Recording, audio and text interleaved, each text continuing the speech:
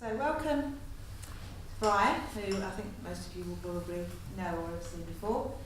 Brian, as you know, is well known to many of you as an academic, an author and an advisor. Brian began his career in 1978 and spent several years as a chemist in pharmaceutical R&D lab, before making the unusual transition into commercial roles, eventually becoming head of marketing in a medical diagnostics company. After 20 years in the industry, he made another unusual career move when he became an academic, gaining his PhD at Cranfield University, where his thesis concerned strategy-making processes in pharma and medtech companies. For the past 20 years, he's studied competitive strategy and how business models evolve in this sector, and he currently works at the University of Hertfordshire in the UK and Bocconi University in Italy. As an author, Brian is prolific. He's published over 300 papers, articles and books. He concentrates exclusively on the life sciences sector, and his critically acclaimed books include The Future of Pharma, Darwin's Medicine and Brand Therapy. As an advisor, Brian works with senior executives in many of the world's leading life science companies, helping them to apply his uniquely relevant and original academic research to the real world of strong competitors, reluctant payers and complex markets. Brian has been accurately described as the world's leading authority on the evolution of the industry, and he is therefore uniquely qualified to speak to us today. Tonight, Brian will speak for around 40 minutes on how his work guides the development of an effective medical marketing team, and then he will take questions about either tonight's presentation or his wider work. So.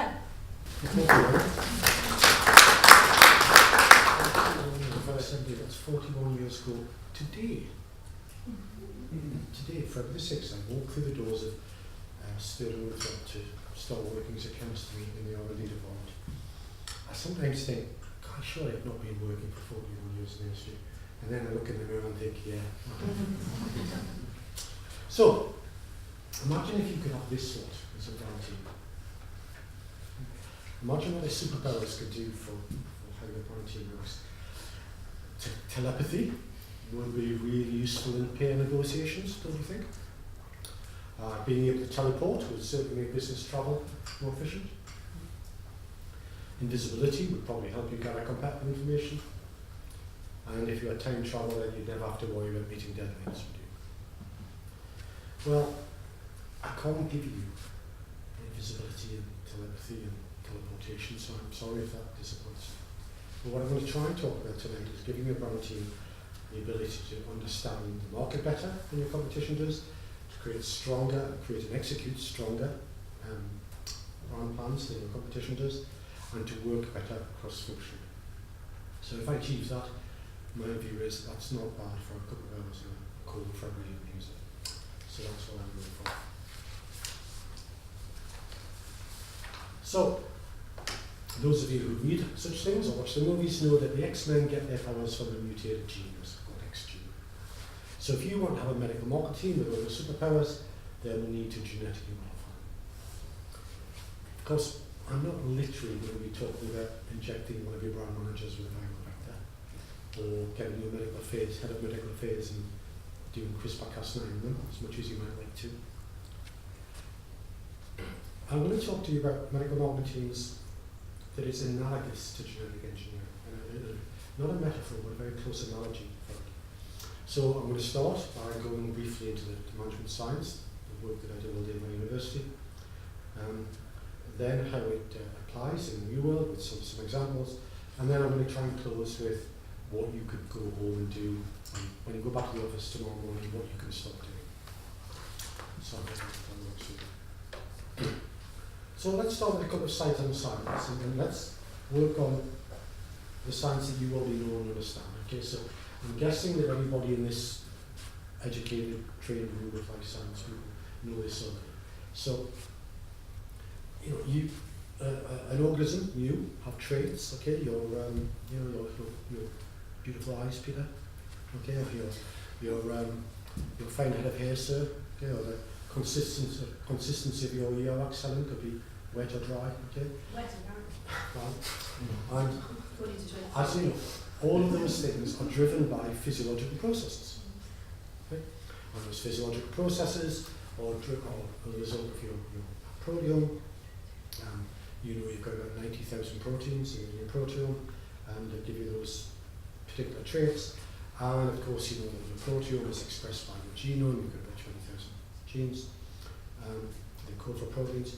And you know that underlying those genes are those base pairs, the famous ACT gene. So you won't know that, right? I'm not telling you anything at all that's new there. But here's the thing. The traits of your brand team, how well it works as a team, how it makes sense in the market, how well it creates and implements brand strategy, they're traits and they're driven by business processes. It's exactly the same thing. And those processes depend upon capabilities of the team. Like your capability to understand your market segmentation, or capability to do a SWOT alignment, or the capability to resolve conflict in the team. Those capabilities make the processes possible. And the capabilities are the result of your organisational routines. That's a piece of jargon you might not have heard of before. These are little sub-processes that, like the ones you use, for example, to analyse your market share, or how you commission research, or how you find conflict, or how you find compromise in a conflict situation. They're little sub-processes of which your organisation has thousands and thousands and thousands and thousands. Organisational teams are the analogue of genes. They're a direct analogue of genes because they store information and they can be copied. If you've got biology background, you know the biologists tend to call genes replicators, and organisational teams are just another form of replicator. And just as genes are made up of base pairs, then organisational teams are made up of 4 microfoundations, which usefully begin with the initial letters of A, C, T, and G. I'll explain what all those are a little later in the presentation, but for now, what I need you to grasp is that when I talk about the DNA of your brand team, I'm not using some extended literary device, some extended metaphor. I'm using it as an analog. Okay? When I say the DNA of your brand team, I mean its organisational routines and its microfoundations. And that's what I'll be talking about tonight. And that, as Jonathan would say, was the science bit. The fact that organisations and teams have something equivalent to DNA has 2 really important practical implications. The first is that the difference between an ordinary medical marketing team and one that has superpowers lies in its DNA. It's just like this one. If you have a good team, a bad team, a strong team, a weak team, it's due to its routines and its microfoundations. That's where you find the difference. Secondly, if you want to change your team, if you want to make it a team with superpowers, that's where you have to work. You have to change its organisational routines and its microfoundations. Superficial stuff won't make any difference. It's just, imagine if you had a chip and you wanted to make it a business school professor. You might not think that's a very large transition, but it would be difficult to do. No amount of training could get the chip to do what I do. If you really wanted the chip to get up and stand at the podium and talk, you'd have to genetically modify it. And it's the same thing with the writing. You'd have to put in the right space per sequence. Now, I've been talking in the abstract, and I know what sort of audience I have here. You want practical, real-world examples. And I'm going to give you some. I'll give you 3 sets in a moment. But as I do so, I want you to remember the analogy between genes and the business school professor and the chip. Genetic engineering can be dangerous. That's why it's so strongly regulated. The chimp has about 20,000 genes, just like this. And we could compare the 2 genomes and we could find genes that differ between us and then try to change them. But that wouldn't necessarily make a professor. There are lots of genes. They all interact. So you have to be careful about what you do. You can't guess at this. You have to know what you're doing. So let me go into these examples. And let me begin by picking 3 processes that I think are fairly non-contentious. they seem to be essential in any medical marketing team. I'm going to assume that we as a room can agree that all strong medical marketing teams have a process for understanding the situation that they're in, the situation analysis, a process for making and executing strategy, and a process for working cross-functionally. They may have other processes too, but I'm assuming that those are the three core processes. They're certainly the ones that come out of my research. So let me drill down and pick one of those. So if I take the understanding the situation process, for example, it turns out that that is dependent upon four core capabilities. The capability for understanding the external, social, technological environment. In some companies you call that doing a pest. A capability for understanding the external customer and competitor environment, competitor analysis, segmentation analysis, patient journeys. So the capability for identifying internal strengths and weaknesses, and then the capability for identifying the critical alignment issues between strengths and opportunities and weaknesses and threats. Whichever textbook you follow, whichever process you have, that's at the core of understanding the market situation in a brand team. Of course, there may be other capabilities too, but these are the four key ones. So how do you get to be capable of these four things? Well, bear in mind what I was talking about before about routines and micro foundations. And let me drill down into one of those capabilities. Let's drill down the capability for identifying those alignment issues. Well, it turns out that every one of those capabilities has a sort of set of routines that underpin them, but if we pick this one, the little set of sub-processes, organisational routines that are necessary, there are 5 of them. And I've listed them here. Essentially, you need routines for identifying strengths, routines for identifying weaknesses, routines for identifying opportunities, that's then a routine for aligning. Those 5 routines have to work together, just like 5 genes working together to express a protein. So again, obviously I've needed to simplify to communicate, but I hope you get the idea that's happening. Effective medical marketing teams are teams that have those routines that function. Ineffective, less effective medical marketing teams are ones that don't have those routines. And you may be looking at this and thinking, yeah, our team's great at those, our team's weak at those. Or more realistically, you're probably looking and thinking, well, we're not bad at that one, but actually we're pretty weak at that one. It's the routines that make the difference.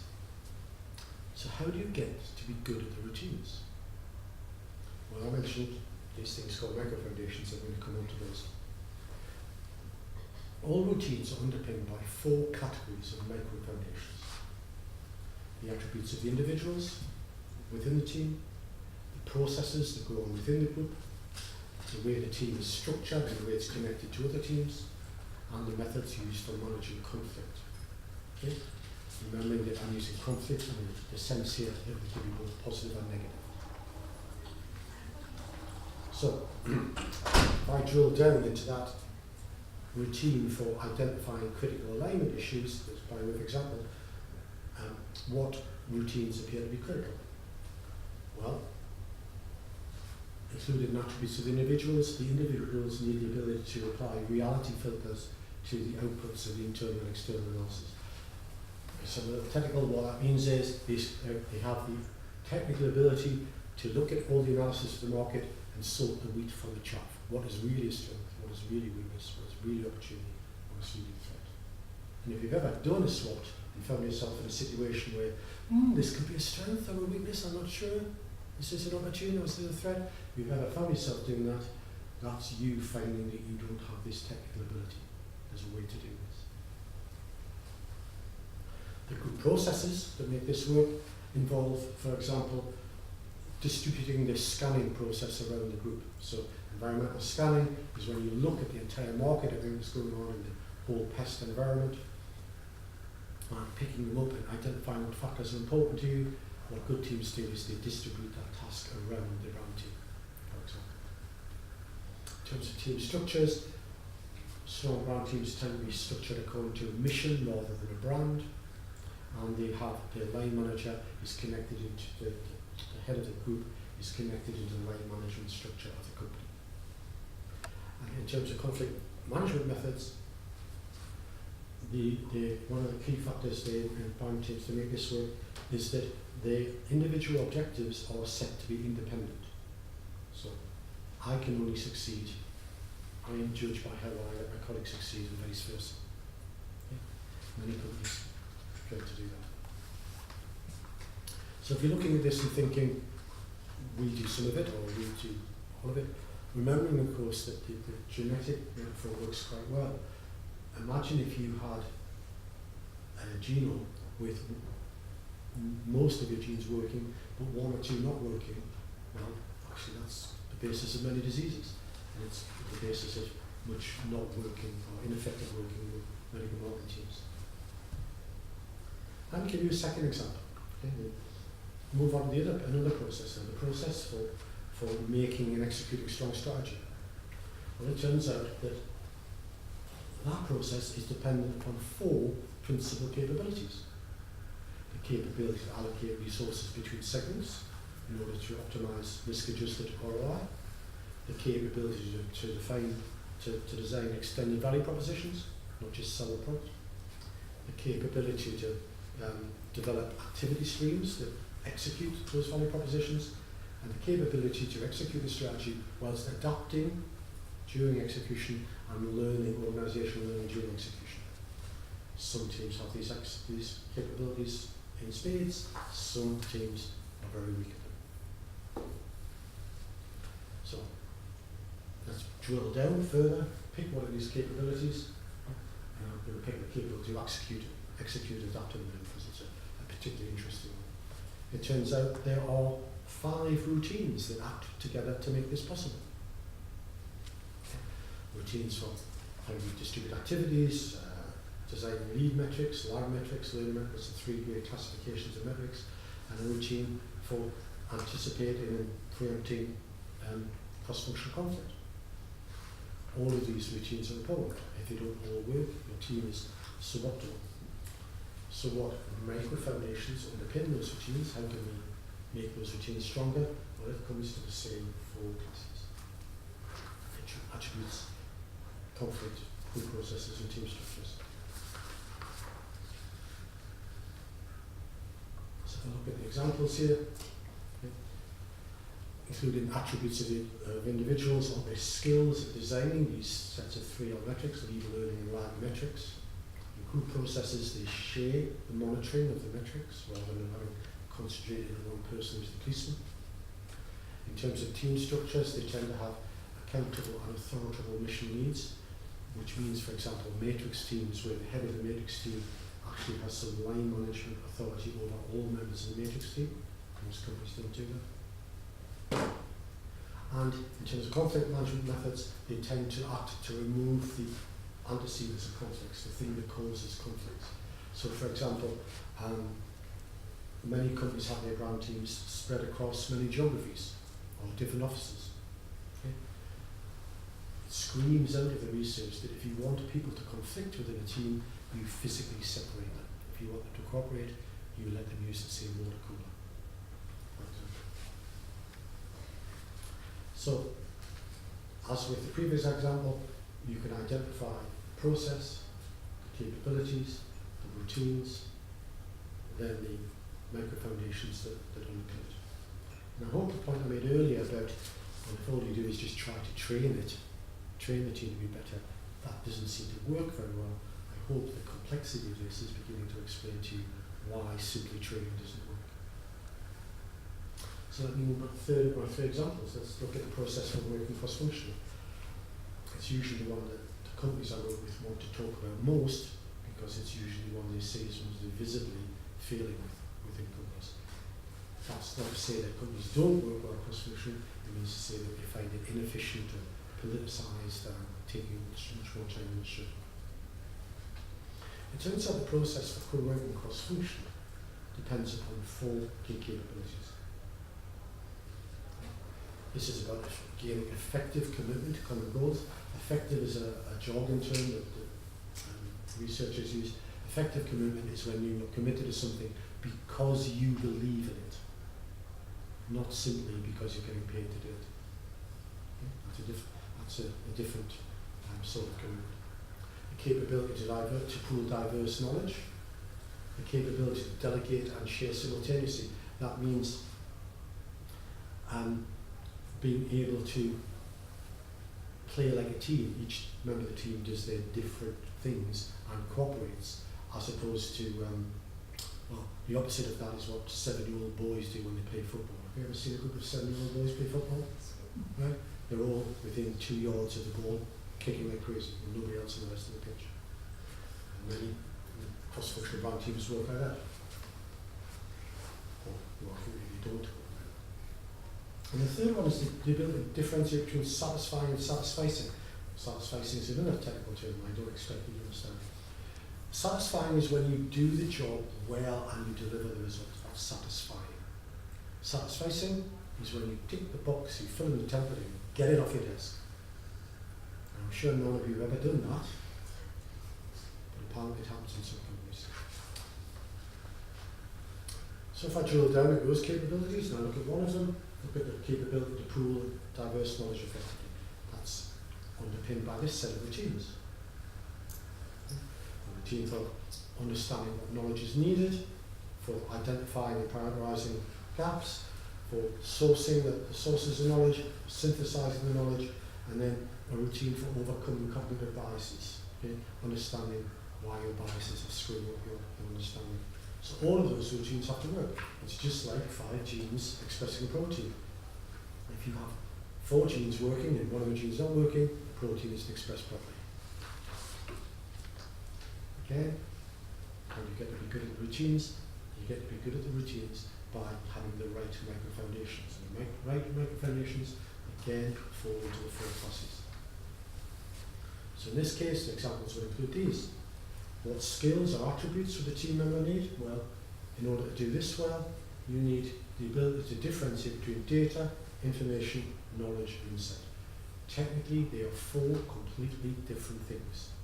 And yet, you'll speak to most band teams and say, what are these things? They use the terms interchangeably. What processes are necessary? Well, the ability to learn both inductively and deductively. In the jargon, they call this learning loops and learning spirals, different ways of learning from the information that you have, different ways of creating new knowledge. Again, many band teams fail because they don't have those learning loops and learning spirals. In terms of team structures, the important thing here seems to be cognitive diversity. Now, we can hardly read anything these days without hearing about the value of team diversity, but generally that's been hijacked to mean gender or age or race diversity. Okay? That's not what I'm talking about here. I'm talking about diversity of perspectives, diversity of points of view. And then the final one is conflict management methods.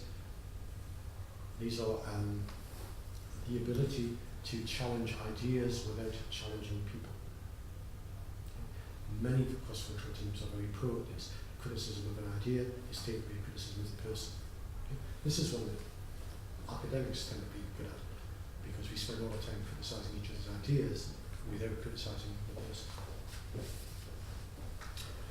So that's the third of the 3 examples. And what I'm hoping I'm getting across here is that this is complex, this is difficult, this is works in layers. But we do understand it, and we do know how to do this. But if you just do the superficial stuff, it won't work. So I started slightly facetiously by asking if you'd like to genetically modify your medical development team to have superpowers. And I've explained in very simplified examples how to do that. Even though I simplified the examples, you can see it's quite complex, isn't it? It's multi-layered. But you're practical people, I know that, and you want to know what to do when you go back to the office tomorrow morning. Or perhaps you want to know what you can recommend your boss can do when you go back to the office tomorrow morning. So on the final slide, let me try and do that. I recommend that you go back to the office and you ask 5 successive questions, 5 questions, one after the other. And get a good answer to the first one before you move on to the second one. Before you move on to the third one, before you move on to the fourth one. So I think the first question you need to ask is, what traits do we most need to be superior at? Our brand team, What do we need to be really good at? Different brand teams, at different market situations, at different stages of their life cycle, product at different levels of competitive intensity, the answer will be different. But ask yourself, what do we really want to be good at? That's a much better start than just saying we want to be a better brand team. Then ask yourself the question, in order to have those traits, in order to be, for example, really good at understanding the market situation, what processes would need to work well to give us that trait? Don't try to answer that question until you answer the first question. And once you answer the second question well, you can move on to the third question. Well, if those processes are the ones that we need to work well, what capabilities do we need to make those processes work well? And once you've satisfied yourself that you've answered that question well, then you say, okay, well, if we need those capabilities, what organisational routines are necessary to make those capabilities work? And then once you feel like you've answered that question well and understood it and bottomed it, ask yourself the final question. If we want those organisational routines to work well, what micro foundations do we need? What A, C, T and G do we need in the team to make them work well?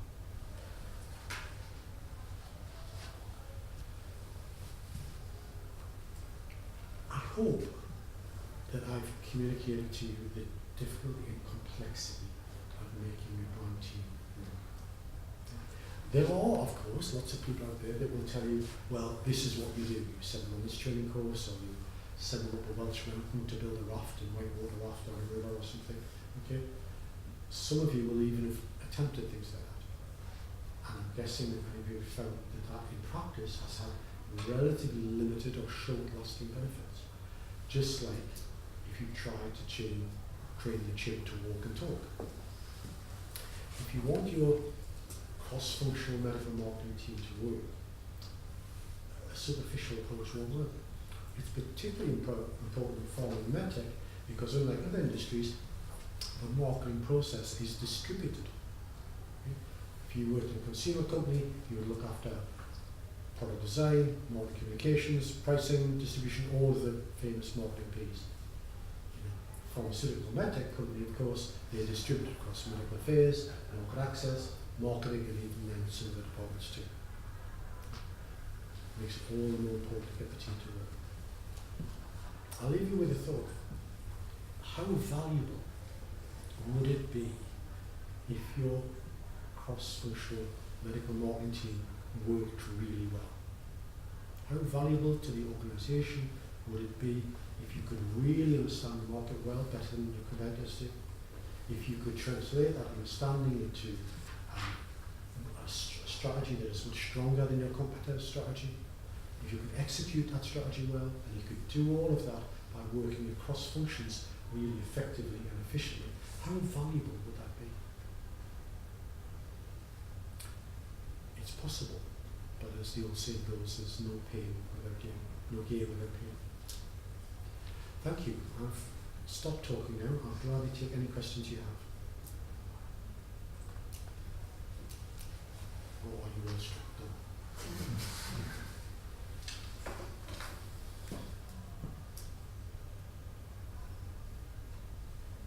How many of you think you've got an effective medical marketing team now? I don't mean in relative terms, relative to the last couple you worked in. I mean in absolute terms. How many of you think your medical marketing, cross-functional medical marketing team is working anywhere near as effectively as it would be possible to work? Nobody's saying anything, but there are lots of shaking heads. Okay. So, Question, but we're probably a mixture of different roles within marketing. In terms of cross-functionality within pharmaceuticals. How do you suggest that you influence? Because obviously, to bring these roles together, to bring these functions, they all have individual goals. You know, from medical across to marketing, across. So their own individual goals they're trying to achieve. You want to marry them into a single goal for the organisation. So how at this, say you're at a brand level or you're the head of one of those departments, how do you influence everybody else then to get on the bandwagon or to see the light as it were? You're begging the question. Pardon? You're begging the question, and what I mean is, by asking how can we influence people, you're assuming that influencing people is the way to do it. Okay? I would suggest that actually you could influence people all day long and get everybody to agree in principle with what you want to do, and it still wouldn't work. Okay?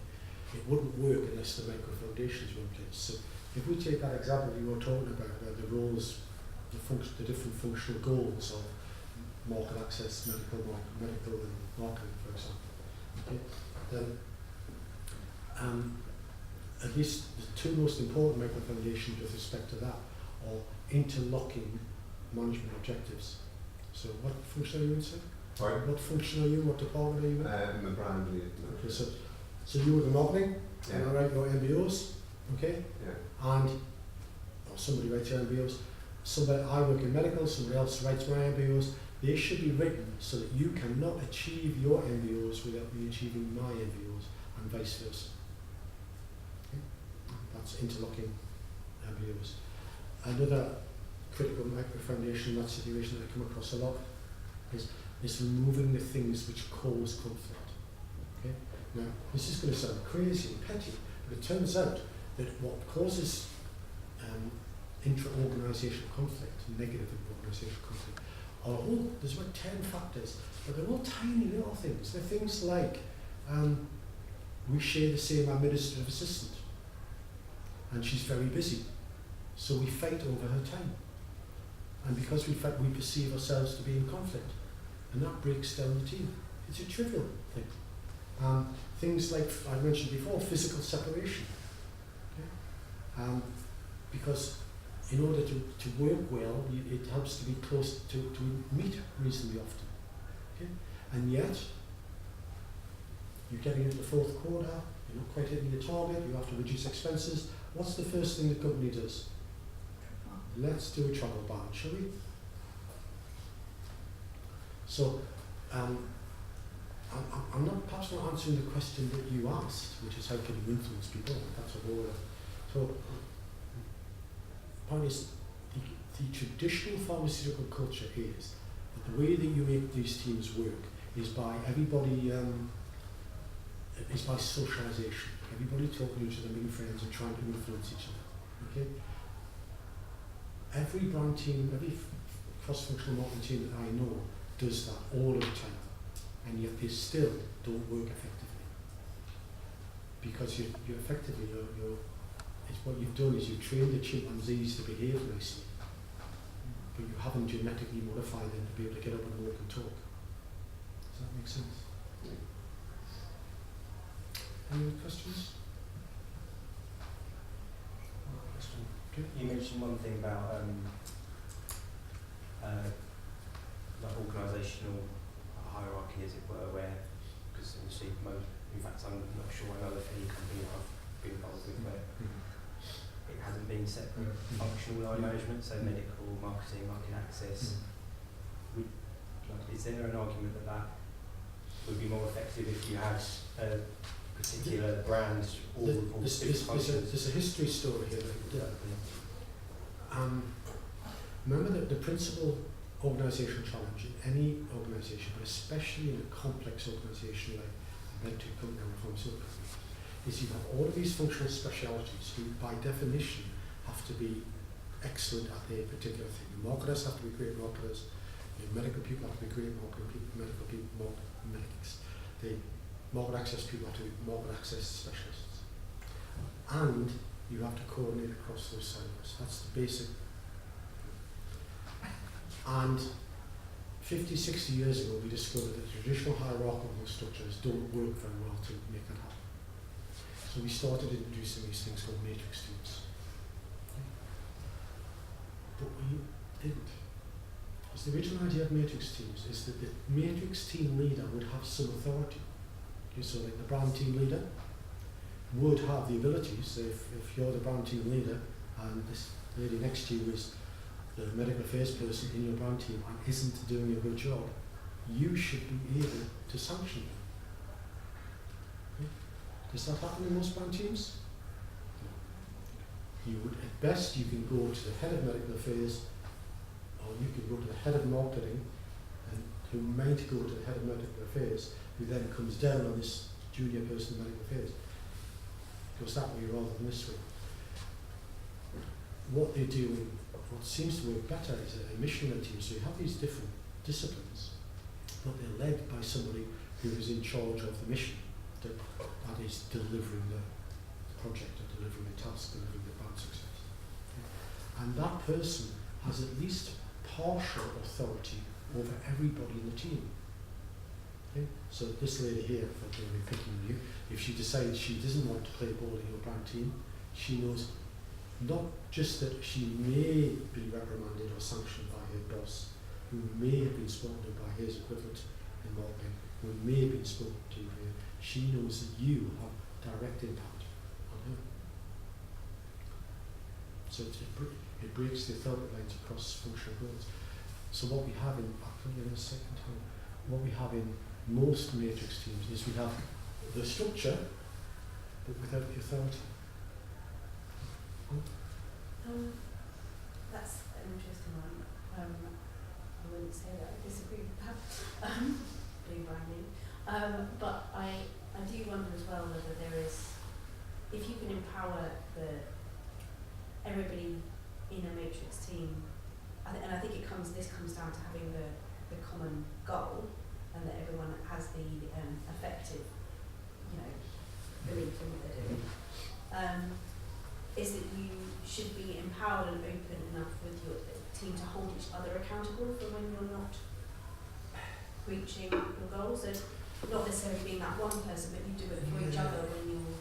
Yeah, but do you see the fudge? Okay, so let's imagine that we have created a culture whereby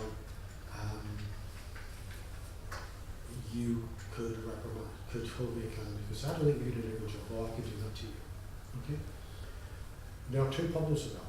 One is it requires you, even if the culture exists, it requires you to be quite assertive to do it. Okay? Particularly since there may be it may be a junior brand manager who needs to call out a fairly senior medic. So even if the rules say that you can do it, does it social happen? rules might be... Does it happen? So that's part of it. The other aspect of that, of course, is supposing you do. Supposing I'm a senior medical guy, you have the cojones to come and say, hey, I don't think you're doing a good job. Right? Do you have any authority over me? Are you involved in my annual review? Do you consider my annual reviews? No, you don't. Okay, I'm going to argue about the person who does. Does that make sense? Now, it would be different if there was a brand team leader whose input was required into the MBO process. So you're a brand team leader, you have people on your team from say medical or market access and people like that. Are you involved in contributing to their annual review? You're shaking your head. And your company is not atypical, your company is in fact typical of that. So how would you expect to do it? So without getting bogged down in examples, the overriding message that I want to come out of this is that what we tend to do to try and make medical marketing teams work is we fiddle about at a surface level. We talk about cultural change, we talk about team building exercises, we talk about giving them training in one thing or another. Okay? But what we're doing is we're trying to train the chimp. And the chimp will never be able to do what we want to do unless we fundamentally change these bottom things, which are these micro foundations, which lead to the routines, which enable the capabilities, which enable the processes, which give the teams its traits. So, forgive me if it sounds like a council of despair, that it sounds so difficult. It's certainly a lot more difficult than what we do at the moment. But then, what we do at the moment is superficial and doesn't work. It's the no pain gain. Let me counter that by saying I do this with companies, and we sit down and with difficulty and with lots of thought and lots of effort and lots of straight talking, we change the micro foundations and it makes it work. But to do that, you need a commitment of your team to try and make it work. Genetic engineering, like the silly picture that I showed you, genetic engineering is not a straightforward, simple thing.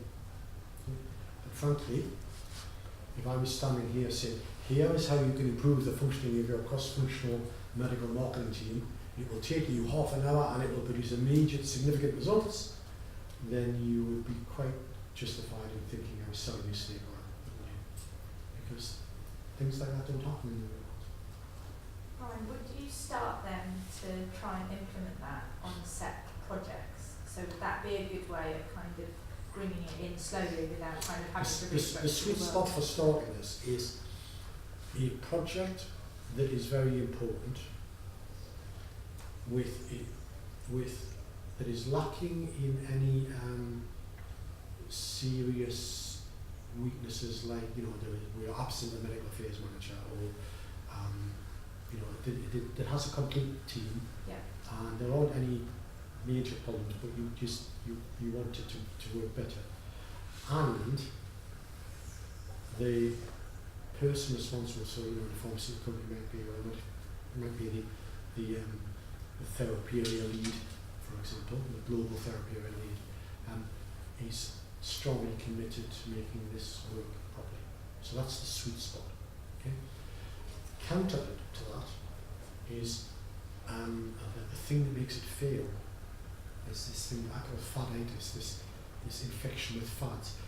I like this micro foundation stuff, but I know it sounds very clever and good, but I want a result next week. And I've just read in a magazine that if we all stand on one leg and sing Kumbaya, it'll work. And it was in Harvard Business Review, so it must be right. And there's a fad now. Our industry is incredibly important to fads. Used to be closed loop marketing. It's at the moment it's customer centricity, patient centricity is the big thing that everything has to be about. Our industry is particularly appropriate. I'm old enough to remember when the big fad in the industry was direct mail.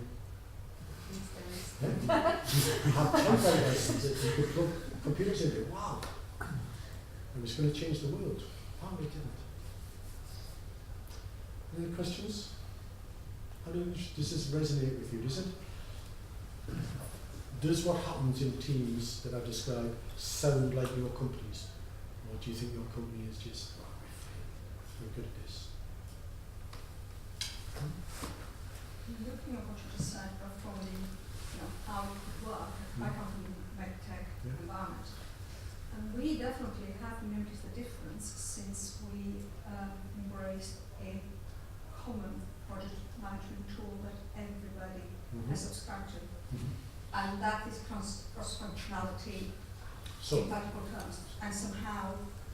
Well, it's more than somehow, I'll tell you, because one of the antecedents to conflict that you have to remove is communication barriers. Okay? So, for instance, they've noticed that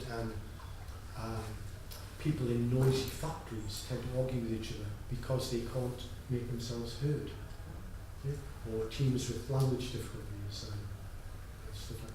Or teams where there are limitations on sending information to people, for secrecy or confidentiality purposes. A lack of communication tends to cause inter-organizational conflict. So what you just said, described effectively, what I'm hearing you describe is your company has installed a device to improve communication.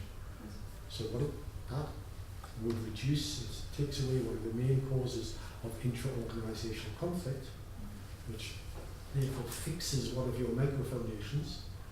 If your other micro foundations are working reasonably well, it's more likely the routines will work, more likely the capabilities will manifest themselves, and so on. It does have an impact on the cross-functionality side of things. It's communication. There are about what John called antecedents to conflict. There are about 8 or 10 factors that cause teams to perceive and cause conflict. So there are things like shared resources, I talked about the covenant administrator, physical separation, inability to constraints on communication, They've even done really interesting experiments where they've got teams all wearing the same, all wearing a red t-shirt, and they all work together and they all work fine. And then they split them in half, and get half of them wear yellow t-shirt, half of them wear blue t-shirt, and they start conflicting. It's because because we're programmed to do this in-group, out-group, them and us type thing. A question about what do you do in a situation, for example, when you have a sales team who, by the nature of Physically separated. they have to be physically separated. What do you just have to work harder on some of the other foundations to compensate? Well, yes and no. You certainly have to means if you've got a weakness in one of those things, it certainly means you can't afford weaknesses in other things. But there are methods for getting even physically isolated, geographically separated teams to work with. Particularly now with the different software packages we can use to get to speak with. But actually the issue there seems to be that even the best communication tools don't work unless you set some sort of communication agenda. Right? So if all you do is give a sales team the ability to talk to each other, I'd be willing to bet your sales team has set up a private WhatsApp group that hasn't told you about. Okay. What do we talk about?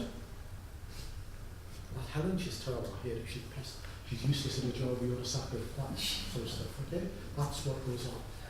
What good companies seem to do is they seem to set up a discussion agenda. Okay, like we need to talk about how we counter our rivals' argument that our product has these contraindications or is not suitable for this patient group, or we need to work out how we can make best use of visiting secondary target customers when we are in the same building as meeting the primary target customers. You set agendas. It's a bit like you're dominating the conversation. So you're by saying we need to talk about these things. It doesn't stop them completely talking about what an awful primary how it is. Okay? That will always happen. Except that always happens a bit. But if you keep setting the agenda, okay, it's a little bit like if you're having a dinner party conversation and it turns to Brexit and you go, okay, so who's going on? Where's everybody going on the holidays this year? Because you replace the conversation. Brian, I wonder whether you had any experience of implementing this across multiple levels of marketing teams. So, for example, I work in the global marketing team. We have regional, we have local. If you create a set of behaviours at one level and it's not implemented in others, you'd see how that could cause challenges. Most teams that I do this with are actually multiple level. So they consist, for example, of global people and corporate people and affiliates and people and so on. So it generally works across that. But you said something else about if it isn't working in one team, it won't work in the other team. Actually, my experience is that if you can make it work in some teams, it tends to be contagious. The behaviours tend to be copied. That's just the way human beings are wired. And it tends to be copied. The thing to do is, as I was saying before, is to pick the sweet spot for starting it. Pick an important project where the people are committed, where they recognise the problem, and they analyse this, and you make it transparent. So right, we're going to talk about microfoundations. Part of the reason our market analysis isn't working isn't just about cross-functional working. It's actually, you know what? I'm in charge of business intelligence, and I don't know the difference between declarative, causal, and procedural knowledge. Do you? Well, if you don't, then that's a skill gap, a knowledge gap, more accurately, that shouldn't exist within a business intelligence department. So so it's that making those gaps obvious. I know it sounds like I'm using jargon, things like they're quite important. So how many of you have insight managers or insight departments or somebody in your company with an insight in the title? Okay. Go to them tomorrow and say, what's the difference between an insight, some knowledge, some information, and some data? What's the difference? Can you define insight distinct from those other three things? Now you know, you probably get a smack in the face, but the truth is that quite often the answer is, I don't know. Okay? And those things, so those are examples of micro foundations not being in place. So, you know, if a company comes to me and says, they often say, you know, our team isn't working as effectively as we'd like it to be, can you do some training and things? Well, what you've done is you've brought me your chimpanzee and you've asked me to train your chimpanzee. I can get your chimpanzee to do the job, but I need to do some genetic engineering with it, not just train it. To use that metaphor again. Any other questions? Struck done? Okay, well, I'll be there's a bar outside, so I'll be staying around for a little bit longer. And if you want to come up and ask me questions individually, then I'm very happy to do that. Okay? Thank you very much for listening.